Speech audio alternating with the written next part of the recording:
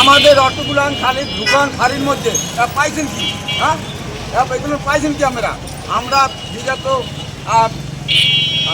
আমলিগের আমলে এর আগে আমাদের নিরিবিলি ছিল, কিন্তু এখন আইয়া দেখে গাড়ি খালি ফাঁড়ির মধ্যে ভরে।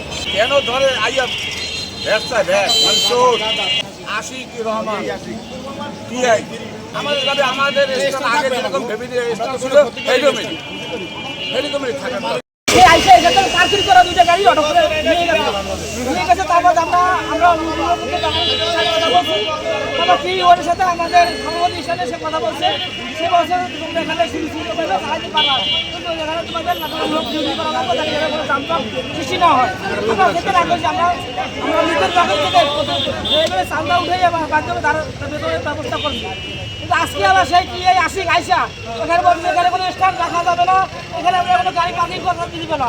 কিন্তু আপনারা যদি এই কাজ করে তাহলে আমাদের মধ্যে খেটে খাওয়া মানুষ আমরা আজকে কোথায় যাবো? আমরা কোথায় যে দাঁড়াবো?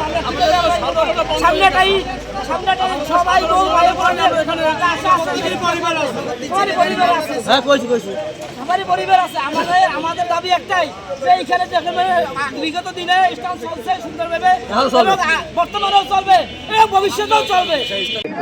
এই বিষয়ে আমার জানা নাই, ঘটনা ঘটার কোনো সম্ভাবনাও নাই। ঠিক আছে, তো আমি তারপর সিনিয়র সাথে তাদের যে দাবি দেওয়া বা তাদের যে ক্ষোভ